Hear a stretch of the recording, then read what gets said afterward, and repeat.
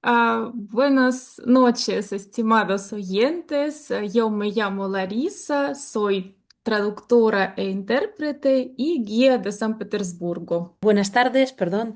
Me llamo Anastasia Babaeva y soy profesora de español de la Universidad Estatal de San Petersburgo. Y hoy continuaremos a contarles sobre los habitantes de San Petersburgo. La vez pasada hablamos de las mujeres de San Petersburgo y hoy les contaremos sobre los niños, sobre cómo estudiaban y pasaban su tiempo libre en el pasado y cómo transcurre la infancia en San Petersburgo hoy en día. Y como siempre, la parte histórica estará dividida en tres periodos: el San Petersburgo prerevolucionario, la época soviética y la actualidad. A lo largo de la conferencia veremos cómo han cambiado los juegos, la educación, el ocio y las fiestas infantiles, cómo se han ido formando sus hábitos e intereses y en qué se diferenciaba la vida de los pequeños habitantes de nuestra ciudad en distintas épocas. Intentaremos comprender qué tradiciones se conservan hasta hoy en día y qué ha cambiado bajo la influencia del tiempo y de las tecnologías y de qué manera la infancia refleja la ciudad como tal. Y comenzaremos con San Petersburgo prerevolucionario. Am, una época que a primera vista no parece tan lejana de nosotros, pero vemos que la vida había cambiado profundamente. Hablando de los niños, normalmente se destacan dos temas principales: cómo estudian y cómo pasan su tiempo libre. Y empecemos por la educación. La educación en el Imperio Ruso tuvo un marcado carácter estamental, o sea, dependía de la clase social casi hasta el final de la existencia del imperio, es decir, hasta el año 1917. Las instituciones educativas se creaban para formar personal para grupos sociales concretos. Por ejemplo, los hijos de los emperadores eran educados por institutores y los mejores especialistas de la época. La educación del heredero al trono estaba aún más cuidadosamente planificada. Desde los 5 o 6 hasta los 16 años recibían un curso general. A los 16, 17 años comenzaba el curso superior: Derecho Estatal e Internacional, Economía Política, Finanzas, Estadística, Estrategia, Táctica, Artillería, Fortificación.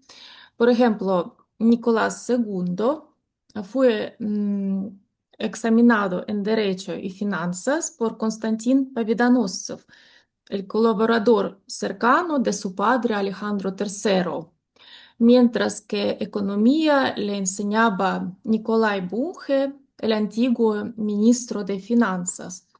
En la pantalla pueden ver las personas de las que estoy hablando. Y en las familias nobles comunes, los niños comenzaban su educación en casa con institutores extranjeros, normalmente franceses, alemanes e ingleses, aprendiendo idiomas, esgrima y danza.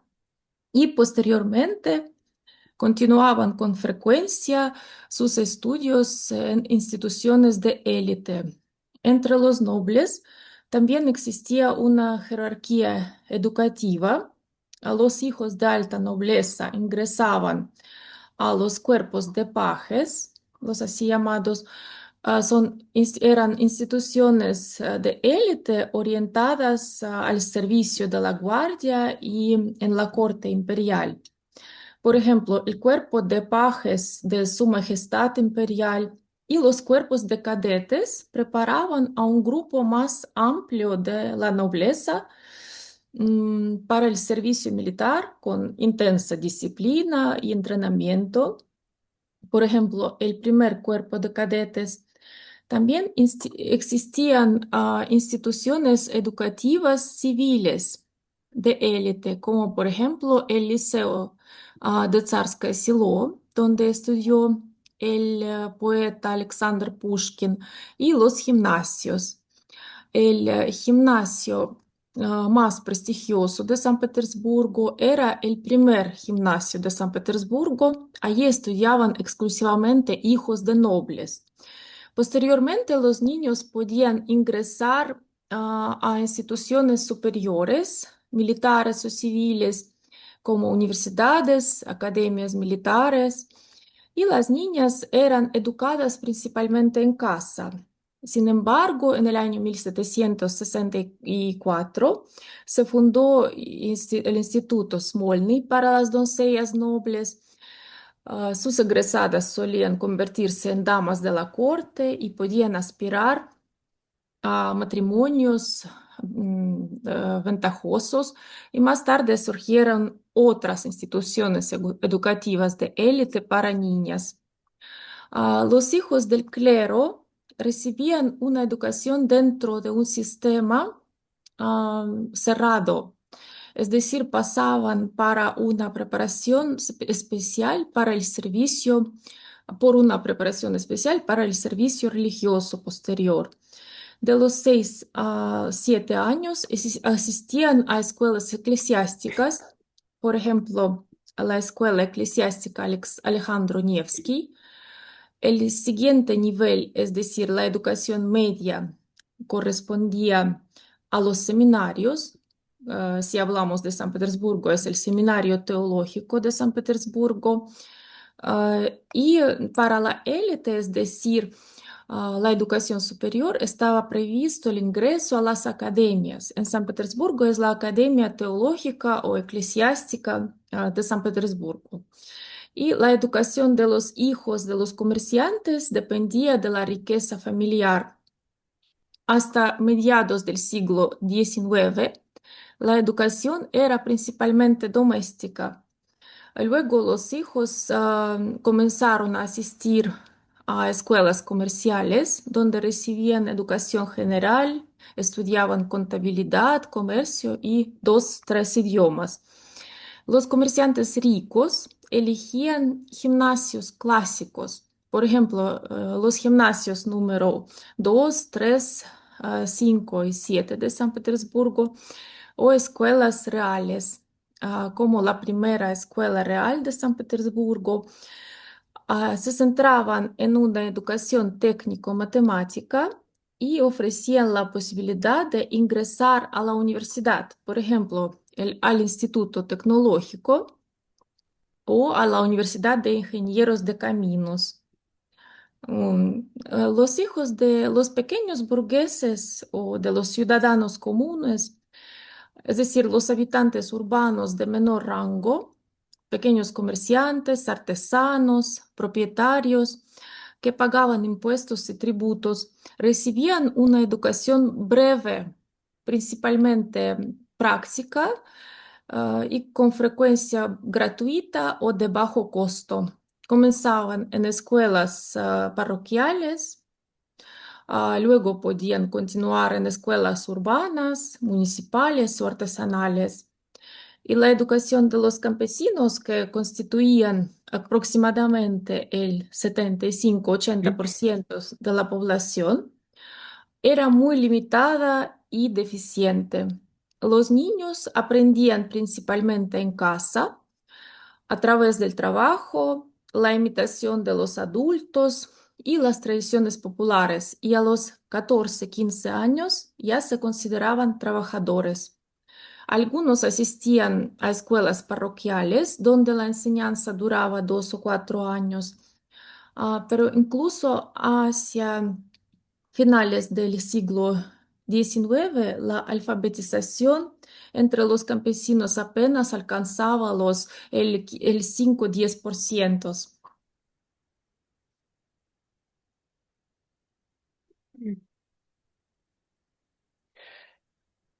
Sí, el ocio de los niños también dependía en gran medida de su origen social. Entre la nobleza, el tiempo libre se consideraba una parte importante de la formación del futuro caballero o dama de sociedad. Los niños practicaban esgrima, eh, equitación, paseaban mucho, participaban en veladas musicales, em, lecturas, bailes y representaciones caseras. Desde temprana edad asistían a bailes y recepciones, aprendiendo las normas de comportamiento social. Ajá, lo siento que no sé. Ajá.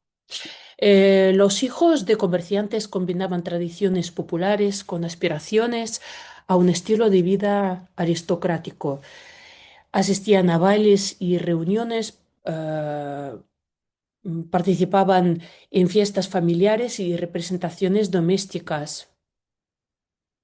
Entre la clase urbana baja, o sea, los pequeños burgueses, el ocio infantil era sencillo y práctico. Lectura en grupo, canto, juegos domésticos, talleres y escuelas dominicales. También participaban en festividades, ferias, ah, y fiestas callejeras.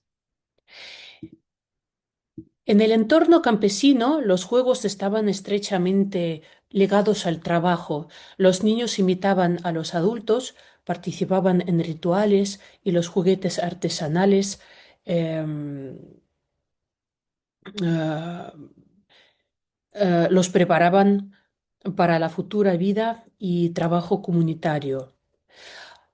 Cabe señalar que la estructura estamental era rígida, hereditaria y legalmente establecida.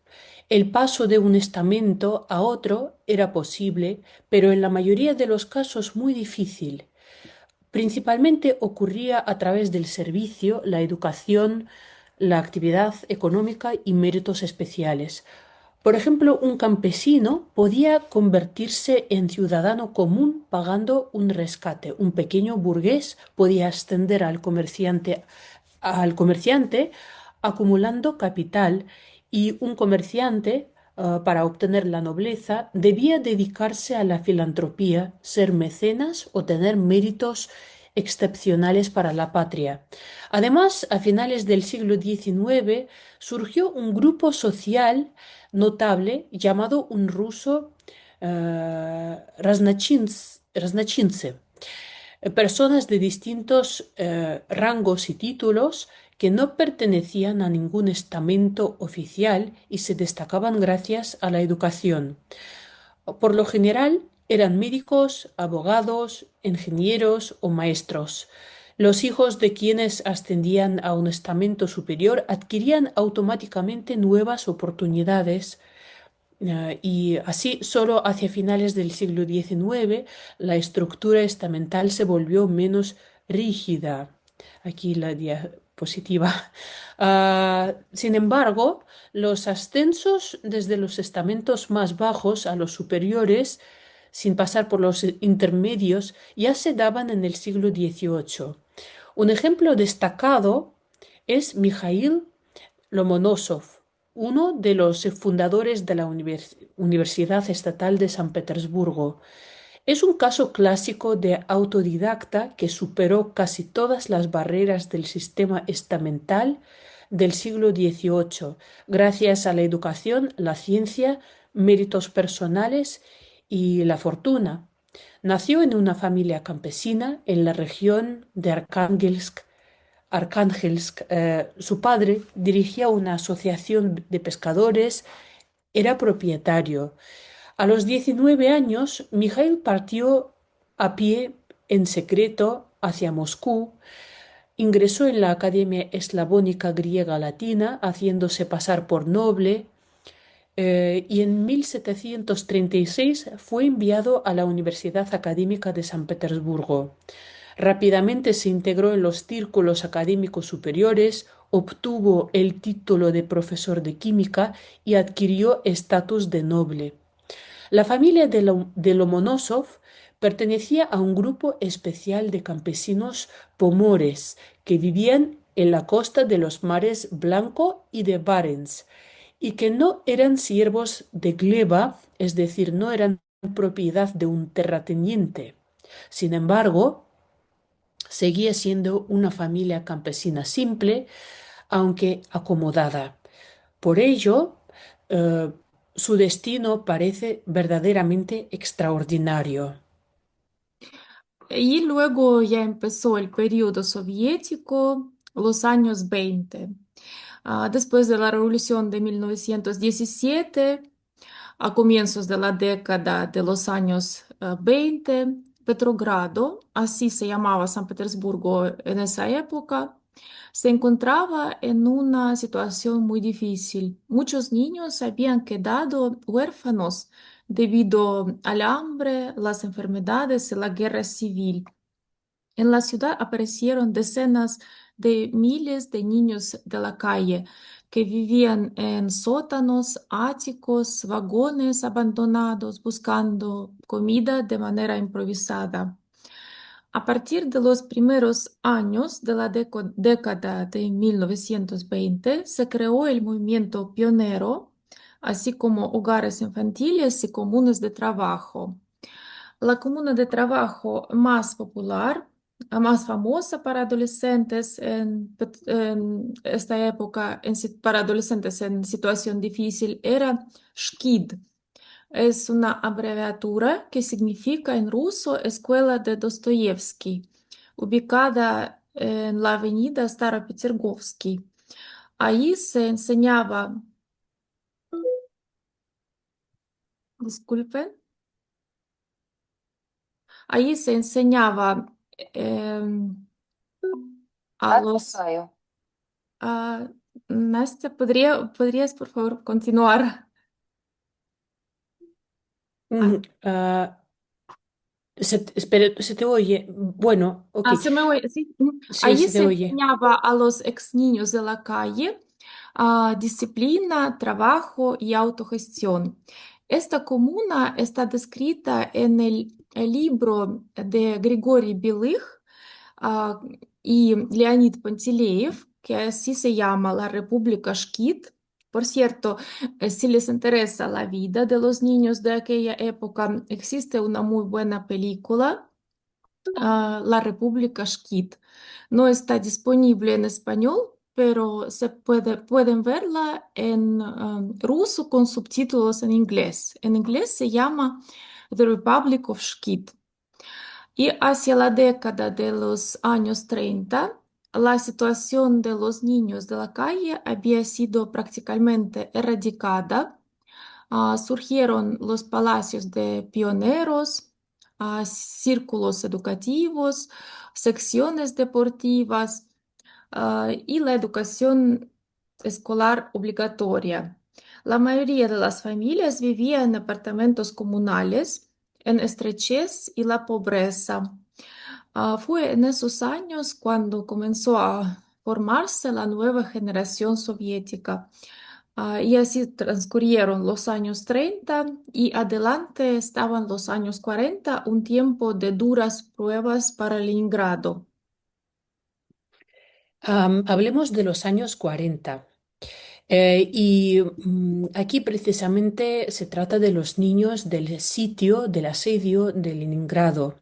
Los niños del sitio de Leningrado son los niños y adolescentes que se encontraban en la ciudad sitiada durante los años de la Gran Guerra Patria.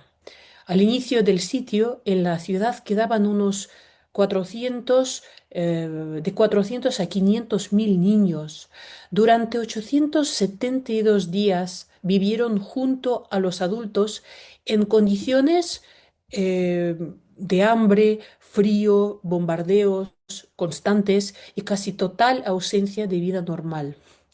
El periodo más duro fue el invierno de 1941 a 1942.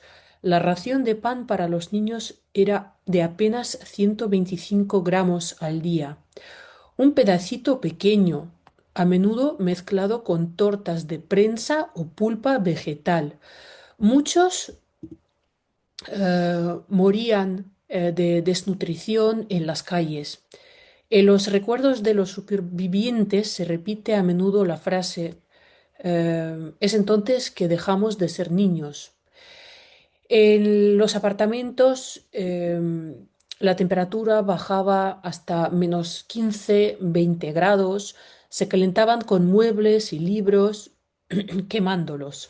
Y iban a buscar agua ah, al río Neva y la iluminación se conseguía con lámparas improvisadas.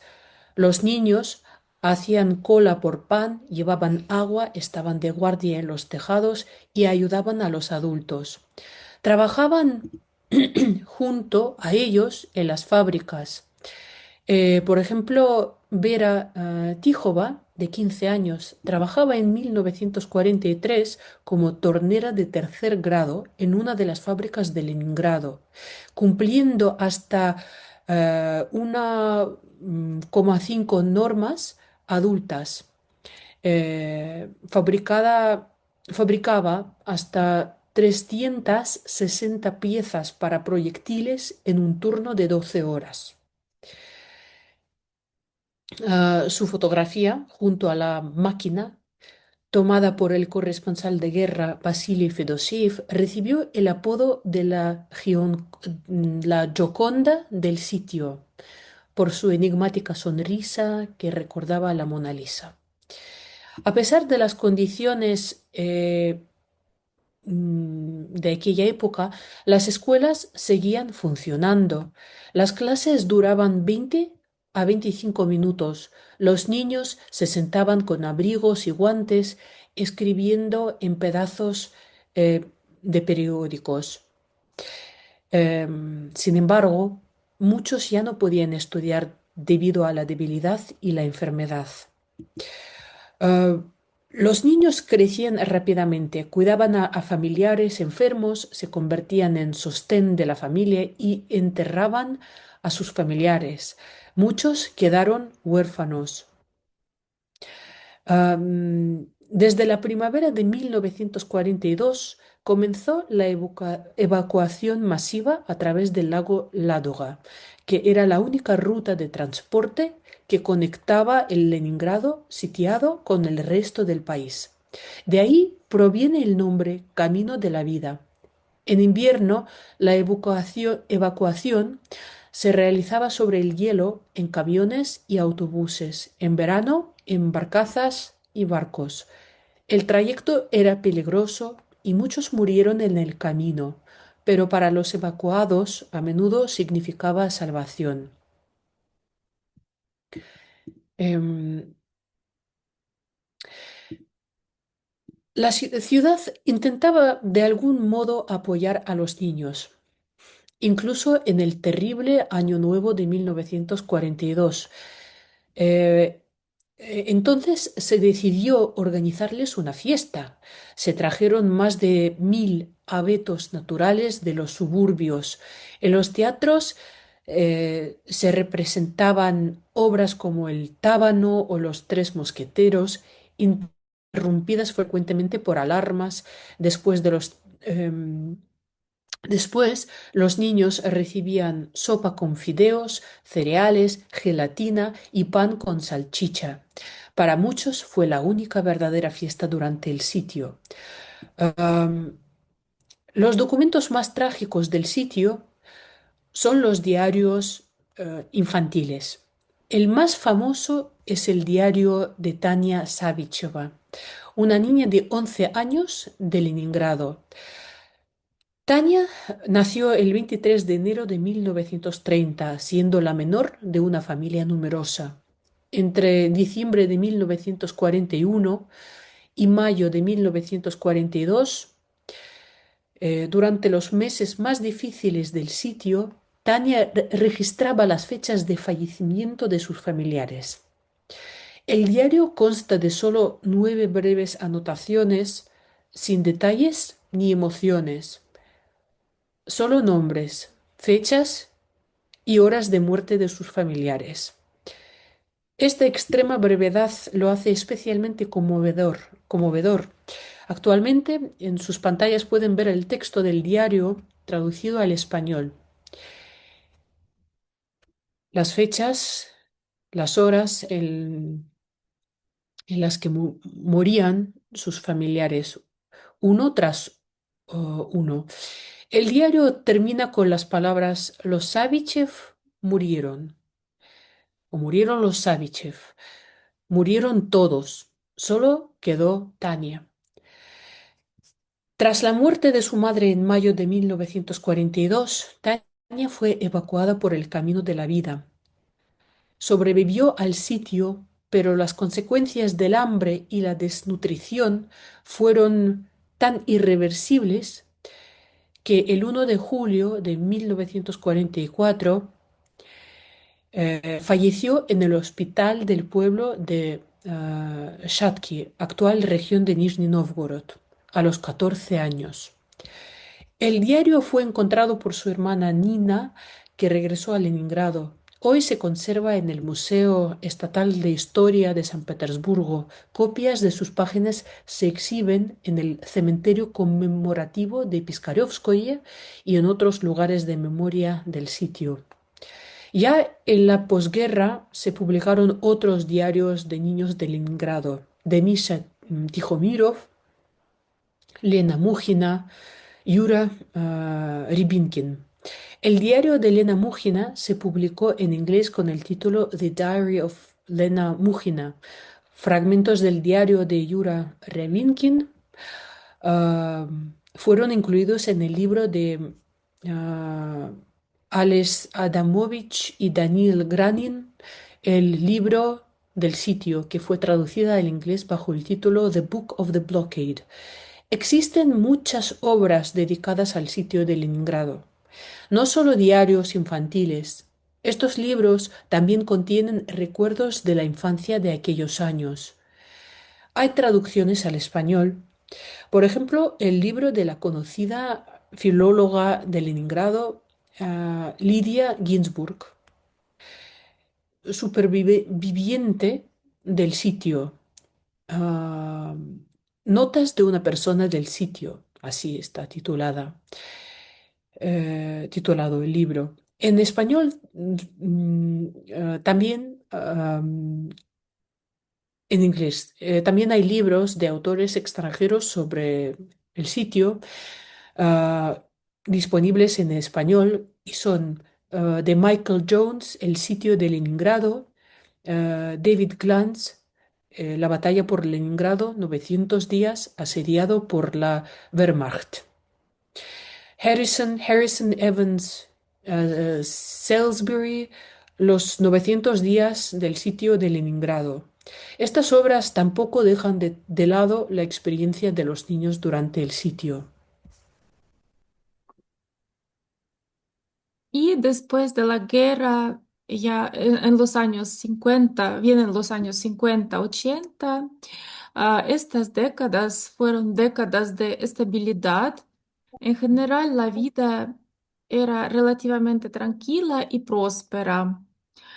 Sin embargo, cada periodo tenía sus propias características. Por ejemplo, los años 50-60 fueron el tiempo de paz, marcado por la fuerte memoria, influencia de la memoria del sitio de Leningrado. La ciudad se reconstruía gradualmente y cambiaba la vida cotidiana. Muchas familias vivían en apartamentos comunales y más tarde la aparición de los Hrushevkas, los así llamadas Hrushevkas eran bloques de apartamentos individuales se convirtieron en un símbolo de una vida más cómoda y moderna. Los niños pasaban su tiempo libre en los patios, jugando y socializando sin tecnología.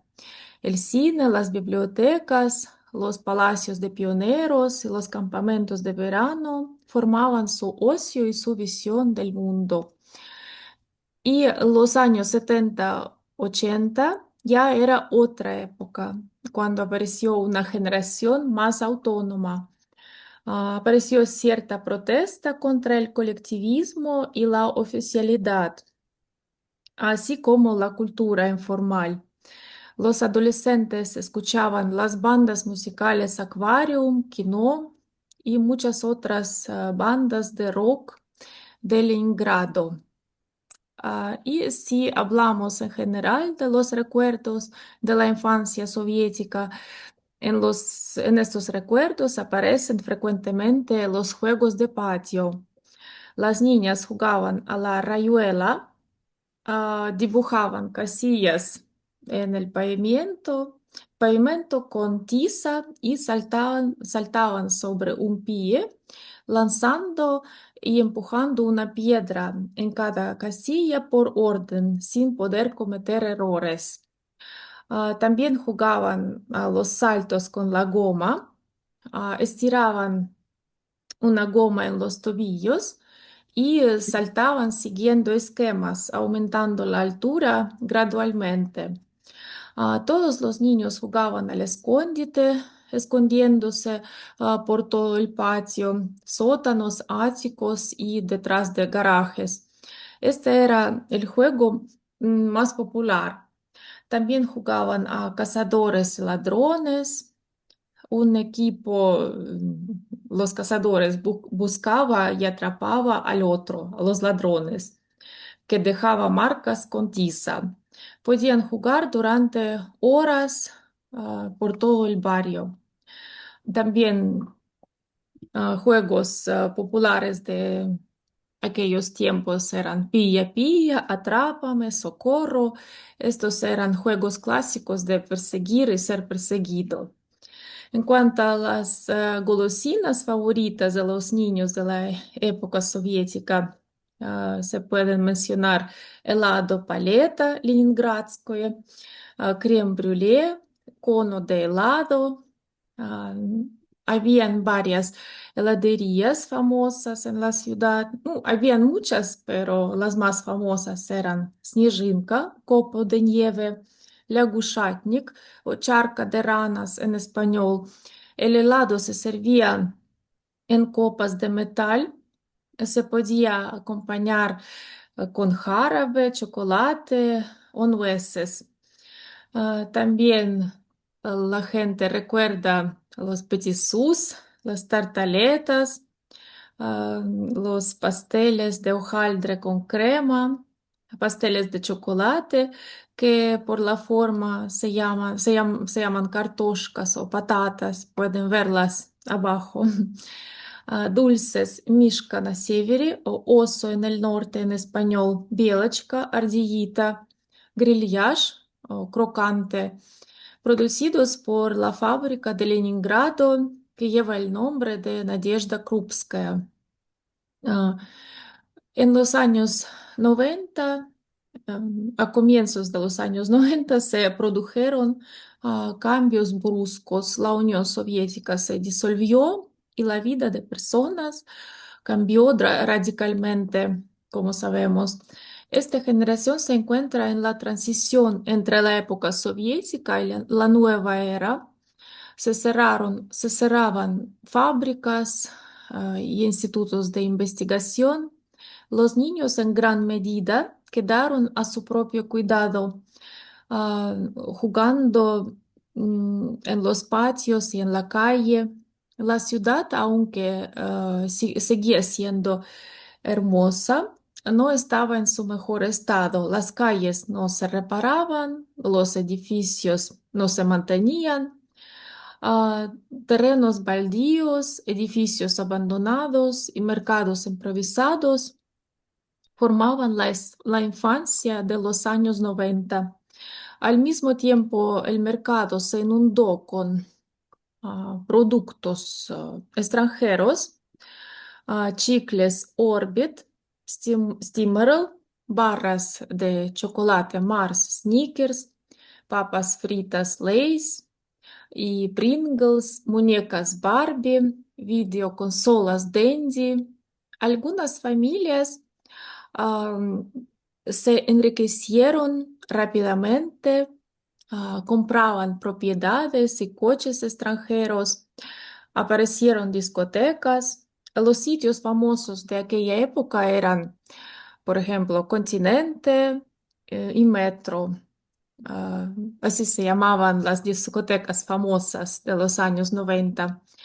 Oficialmente eran para mayores de 18 años, pero muchas veces también admitían a estudiantes de de secundaria, de los últimos grados de la secundaria. Esta fue la última generación, del viejo San Petersburgo antes de la era digital. Ahora vamos a hablar de la actualidad, es decir, desde principios de los años 2000 hasta hoy en día. Y este periodo abarca aproximadamente desde principios de la década de 2000 hasta el presente. Como ya he dicho, son niños que han crecido en relativa estabilidad y desde temprana edad están inmersos en el entorno digital. En muchos aspectos su vida es muy similar a la de sus compañeros de otros países del mundo. Sin embargo, la ciudad y el entorno seguían influyendo mucho. Em, ¿Cuál es el ocio infantil de hoy en día? Em, en primer lugar, el clima. Aunque los inviernos en San Petersburgo no son los más fríos ni los más nevados de Rusia, a menudo hay deshielos, pero la nieve cae cada invierno y permanece durante 3 a 4 meses al año. Esto significa que los niños pueden disfrutar de todo tipo de juegos y actividades invernales. Lo más sencillo es hacer un muñeco de nieve. Am, Antes a los niños les encantaba esto. Se ponía una zanahoria como nariz, botones como ojos y ramas como brazos. También era popular jugar a las peleas de bolas de nieve. A los niños de hoy esto ya no les resulta tan interesante, prefieren otros entretenimientos invernales. Eh, por ejemplo, todavía es popular deslizarse por las colinas. Pueden, eh, pueden ser pendientes naturales, gratuitas o toboganes artificiales de madera o metal de pago. En nuestra infancia bajábamos con tablones, cartones, pedazos de linóleo o trineos. Hoy se utilizan tubing, popularmente llamados vatrushki o donuts, por su forma redonda que recuerda al pastel ruso del mismo nombre, vatrushki, con un borde y una hendidura en el centro. Deslizarse en los Batruscas es posible en muchos lugares, por ejemplo en el Parque de la Victoria o en el Parque de Tricentenario eh, de San Petersburgo o en el Parque de Pavlovsk, un suburbio de San Petersburgo. Otro entretenimiento muy popular es patinar sobre hielo. Hay pistas improvisadas y gratuitas en parques y patios, así como pistas abiertas o cubiertas de pago. Por ejemplo, estas son las más famosas y las más eh, bonitas. En la isla de Yelagin, en el Parque Central de Cultura y Ocio, hay una, aquí está, en el centro, hay una de las pistas de hielo más grandes de la ciudad, popular desde la época soviética. Luego tenemos la pista de Nueva Holanda, estas dos imágenes a la izquierda, que ofrece un ambiente íntimo y casi mágico, guirnaldas, música, ah, y también figuritas gratuitas en la propia pista que sirven de asistencia, de ayuda, apoyo para los patinadores más pequeños. La pista del jardín Tabrichesky es cubierta es apreciada por su comodidad, seguridad y calidad del hielo. Cuenta con vestuarios calefaccionados, alquiler de equipo para niños y cafetería. Y en el Jardín Benoit también otra pista con talleres, zonas de descanso. Otras dos que me gustaría destacar son la pista de patinaje a la izquierda, a la derecha arriba a la derecha, la pista de patinaje de Sefkabelport. Es un área moderna, cultural, ah, también muy romántica, muy creativa, innovadora. Y una de las pistas más recientes y súper grande, alargada, que está en la isla Krestovsky, junto al estadio de fútbol que pueden ver ah, en la parte baja de la diapositiva.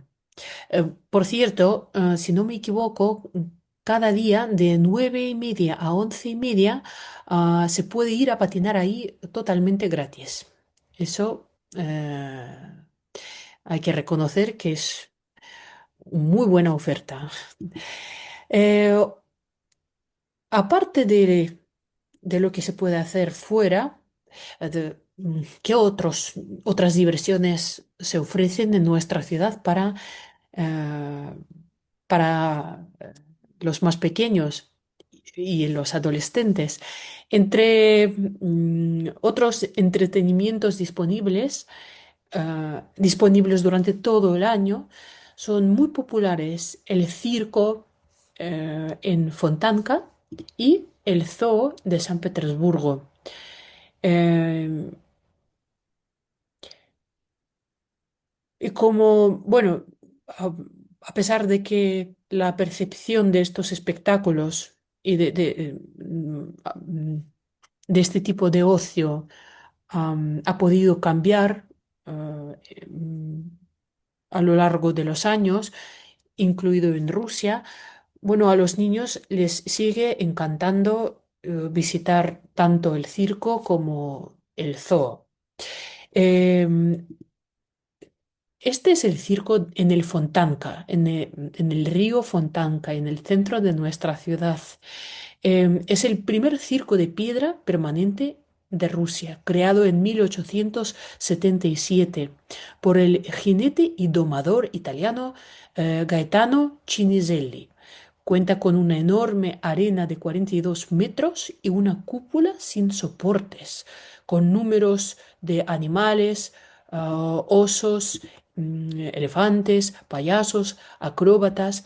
Para muchas familias asistir al circo se convirtió en una tradición anual. Antes los padres llevaban ahí a sus hijos y hoy ellos mismos llevan a sus propios hijos. Pero hay que reconocer que la entrada cuesta bastante.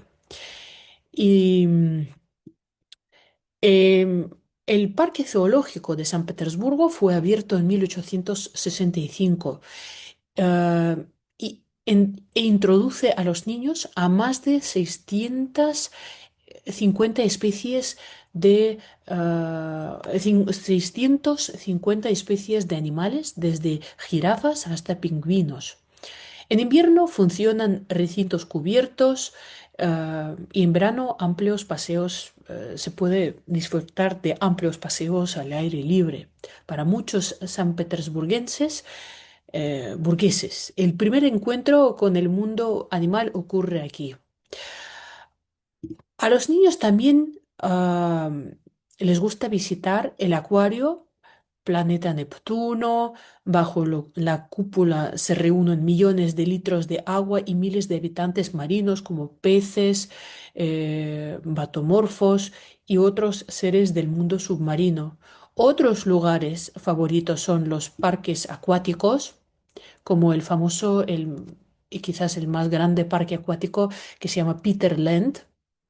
Ah, los parques de atracciones, de los cuales el más famoso es Divo Ostrov, o la isla de Maravilla, de las Maravillas. Ofrece más de 40 atracciones para todas las edades, desde carruseles familiares, la noria y un tren infantil hasta toboganes extremos y atracciones dinámicas.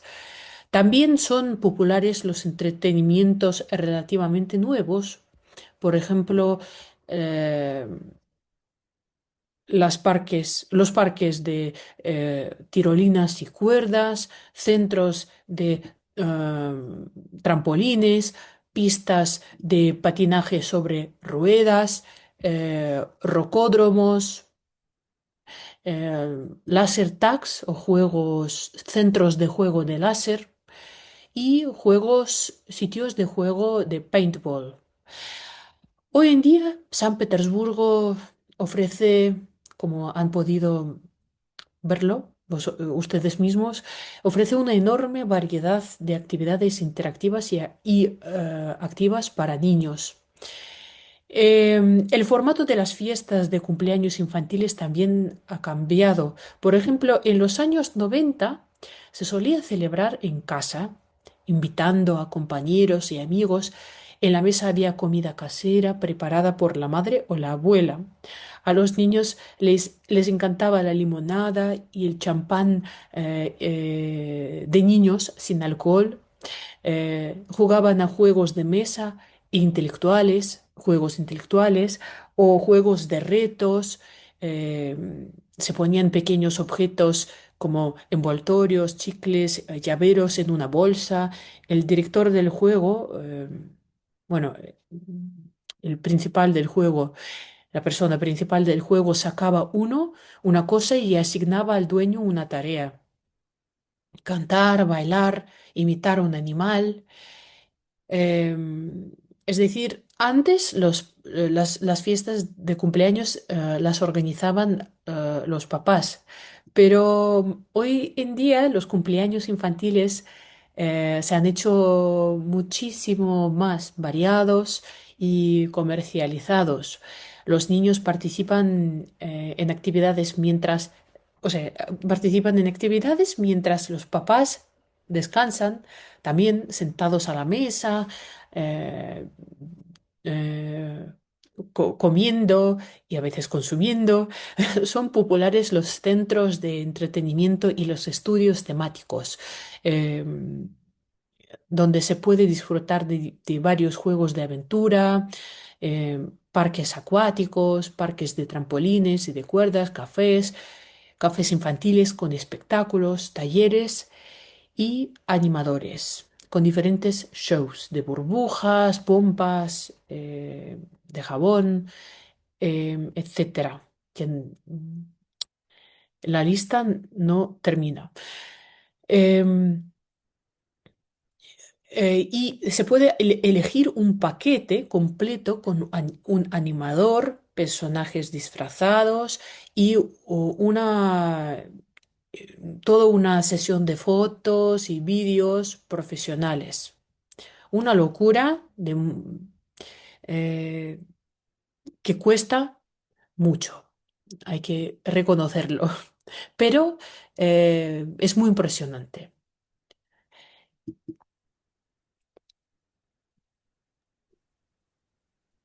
Y ahora mi Y colega Larisa, sí, continuará también hablando. queríamos contarles sobre la educación en crianza en general en San Petersburgo. Funcionan más de 3.000 jardines de infancia, incluyendo instituciones públicas y privadas, así como cientos de centros privados de desarrollo infantil.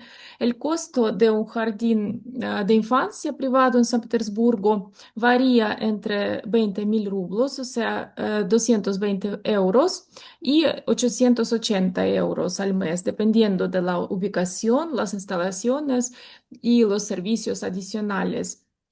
En promedio, la jornada completa cuesta entre ah, 330 a 500 euros. Hoy en día también son muy populares los servicios de niñeras privadas. El costo promedio por hora varía entre um, 400 y 800 a 1.000 rublos, dependiendo del servicio. Su tarifa por hora varía entre 5 y 6 euros por hora, dependiendo de la experiencia, la calificación, la educación pedagógica o media, la edad del niño, las responsabilidades y se dispone o no de carnet de conducir y coche. Una niñera con alojamiento incluida cuesta a partir de 1.100 euros aproximadamente. En cuanto a las escuelas, actualmente en la ciudad funcionan más de 800 escuelas, tanto públicas como privadas, con diferentes enfoques educativos. Algunas destacan por su orientación físico-matemática, como por ejemplo el Liceo Presidencial de Física y Matemáticas número 239. Sus alumnos han participado y logrado excelentes posiciones en prestigiosas competiciones internacionales de matemáticas. Um, Entre las escuelas reconocidas por su enfoque artístico y estético se encuentra el gimnasio del Museo Ruso. También existen otras escuelas antiguas con una sólida base académica, como el Liceo Anichkov, el Gimnasio Académico y el Gimnasio Clásico número 610. Hay escuelas privadas de prestigio con programas internacionales, por ejemplo, Brooks Education San Petersburg o la Escuela Internacional de Cambridge. Además, la ciudad ofrece numerosas actividades extraescolares, por ejemplo, el Palacio de la Creatividad Juvenil, la institución más grande de educación complementaria desde la década de los años 30, atiende a más de 15.000 niños y ofrece más de 300 programas, desde aeromodelismo y biología hasta teatro y coreografía. También hay múltiples centros de creatividad técnica, escuelas deportivas, musicales y artísticas, así como el mundialmente famoso Escuela de Coreografía Vaganova, que recibe niñas de 10 11 años. Ya la hemos mencionado muchas veces. En general, la cultura infantil en San Petersburgo está muy desarrollada. Implica una inmersión temprana en el arte a través de teatros, museos y excursiones, tanto como tradición familiar como dentro de un aprendizaje escolar. Existen actividades para niños desde muy temprana edad. Algunas de ellas están disponibles desde los 0 años, como por ejemplo clásica para los niños más pequeños en el Museo Teatral. La Milla Mágica, un parque de entretenimiento para niños con baby discotecas, teatro inmersivo y espacios de juego. Los escolares visitan teatros y museos desde pequeños, tanto con clase como con sus padres. Los teatros favoritos de los niños son el Teatro del Joven Espectador, en funcionamiento desde 1922, donde se representan espectáculos clásicos para niños, y también muy apreciado el teatro en el Neva, un teatro dramático más moderno con repertorio interactivo y fantástico. En el Gran Teatro de Títeres se presentan maravillosas obras de marionetas, y en el Teatro Zazirkalie o Tras el espejo se representan óperas y musicales para niños. Además, la ciudad cuenta con numerosos museos curiosos. Desde edades tempranas, los niños visitan el Hermitage,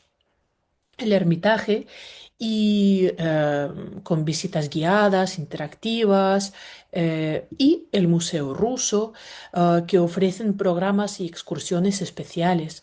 Otros museos muy populares entre los niños son Museo Zoológico, con una rica colección de animales de todo el mundo, incluidos mamuts y uno de los esqueletos de ballena azul más grandes del mundo. Planetario, que muestra el cielo estrellado, planetas y fenómenos cósmicos bajo su cúpula.